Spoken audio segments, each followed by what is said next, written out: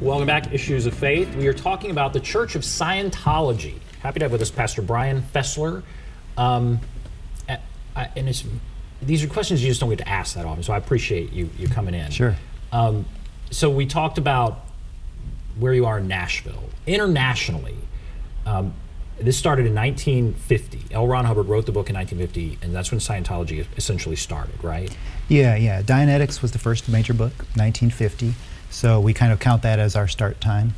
Scientology, Dianetics was about the mind, and he continued his research, and he said, wait, people are spiritual. It's not just a mind and a body, it's a spirit, mind, body, which is not unique to Scientology, but the way he researched it was unique. And so as he got more into matters of the spirit, he called it Scientology. Followers said, wait a minute, this is a religion. And so you didn't ask the question, but that's the religious nature of Scientology. So started in 1950, first Church of Scientology was about 1954, and then here we are today with I think 160, 170 churches around the world, probably upwards of 2,000 to 3,000 groups and small missions and so forth. I'd ask if it was a religion or a faith, and you had an interesting answer. Does Scientology address what happens when you die, as many faiths do, and religions do? What about that? Yeah. Well, part of our basic beliefs is that, like I just mentioned, there's this mind, body, and spirit. So the way I grew up looking at things, you had a spirit, you had a soul, and after you died, maybe that soul would pass on or do something. In Scientology, it's flipped on its head, and you are the soul, you are the spirit.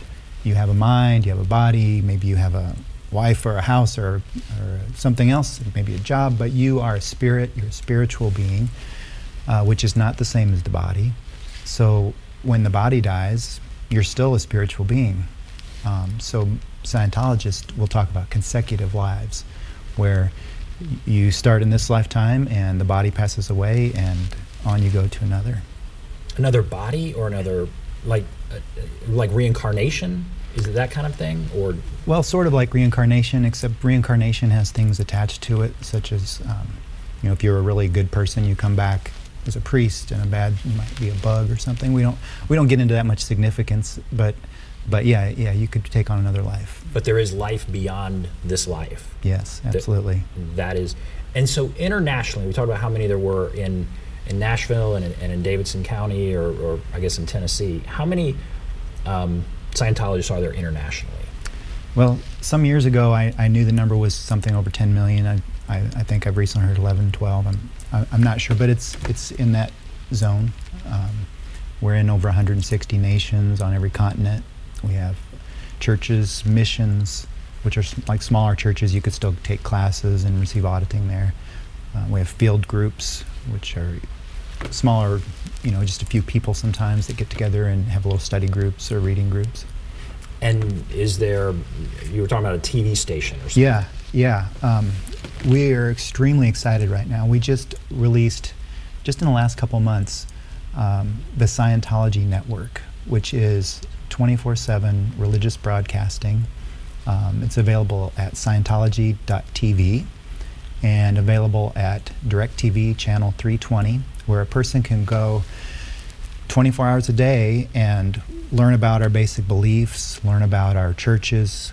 There are shows that take you right inside the churches, into our management organizations, into our highest level churches. And then there are shows about just Scientologists, like what do they do in life? We have sports, we have athletes, musicians, everybody that they can find. Actors, there are plenty of actors. Plenty of actors. Out in LA. Yeah. And then another show that's really interesting and dear to my heart is called Voices for Humanity. And this show is about people who are not even Scientologists, in some case, most cases, that are working with the church to improve something in the world. Where it's really part of our mission in life to end drug abuse, to deal with human rights abuses, and mental health is really important to us. These kind of things. So we team up and we partner with other faiths. I love interfaith. I love working with churches, mosques, synagogues, people of faith, people of no faith. If it's anything to do with let's improve the community, and so these are featured on the show Voices for Humanity. What is your frustration as far as the biggest misconception people have, or certainly there's been plenty in the news. Is there anything, and we don't have a ton of time left, that you would like to address as like, boy, this is wrong, and people get this wrong a lot? Yeah, I'm glad you brought that up. We are not interested in converting people. We are not interested in competing with other faiths, the faith you grew up with or the faith you believe in. It's totally fine with us if you come study in our classrooms on Thursday and Friday and go into your church on Saturday and Sunday. We want you to learn. We want you to improve your life. You can be a better Christian by studying Scientology. You can be a better fill in the blank. And so we just want people to look for themselves and see for themselves and make up their own mind. And as far as the leadership now, so it was founded by L. Ron Hubbard. He's died, right? Yeah. So where is the lead? It's still in Los Angeles, right? Or how does leadership work now? Well, the senior ecclesiastical leader of the church is Mr. David Miscavige, and he is based out of California, based out of the Los Angeles area. His job is to make sure that the readings that we're reading today from Mr. Hubbard are exactly what Mr. Hubbard wrote. The lectures that we listen to today are exactly what Mr. Hubbard recorded. And to basically keep the religion pure.